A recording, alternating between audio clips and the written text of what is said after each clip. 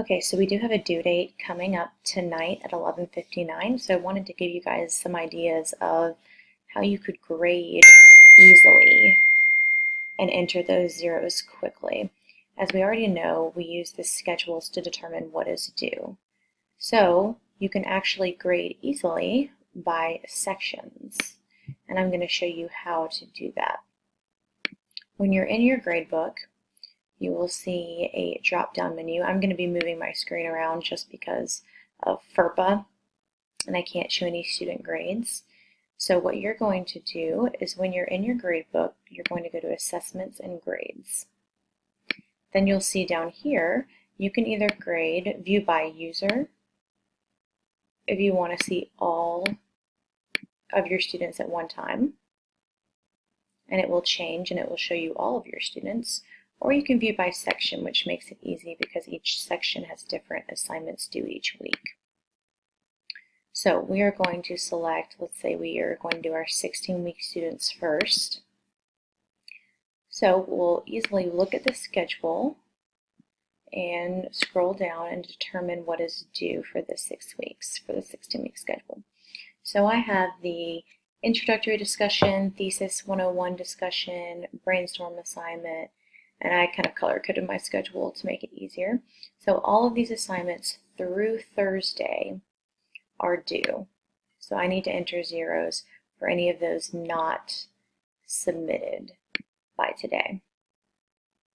So what we'll do is we'll go in our courses again, and in order to grade by section, we'll scroll over, we'll start with discussions. I know I have 2 discussions due, so in order to make it faster for me, I'm going to click on the drop-down arrow by discussions and select Grade All.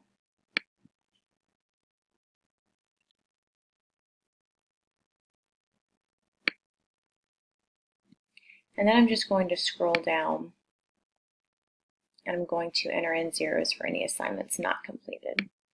So let's just say these are the 2 discussions that are due. Enter, and just enter all your zeros. Now when you're entering these zeros in the box, you have to leave feedback about the due date. So this would be the stamp that I made for you guys that you'll actually put in the box. And I just drag and drop this image here. And y'all can use this as well. Like to add. And then it leaves this little stamp for the kids that tells them when the assignment was due. It tells them the late penalty, and this one's a little different because it is Labor Day, as you'll see here. So then you'll hit save, and it'll leave feedback in the box. I'm not going to save it since we are not actually entering these years for these students. And then you'll hit save and close in the bottom left corner. It's right below the student names, and I don't want to scroll over because of FERPA. But you'll hit save and close, and then your feedback for all of the discussions will be left there for your students about it being a late grade.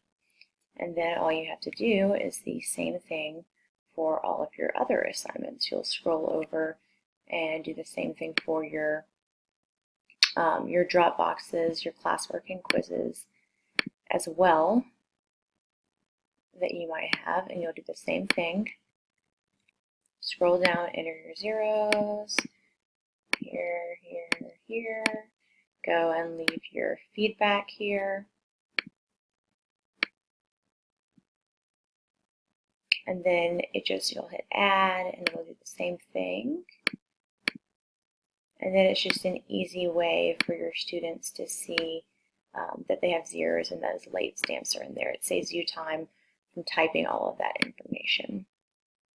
And then you'll do the same thing when you go back into grade late submissions. You can leave that stamp in there so they see the late policy, and just note when you're grading, if you're grading at the drop box and leaving feedback, that you type something along the lines of,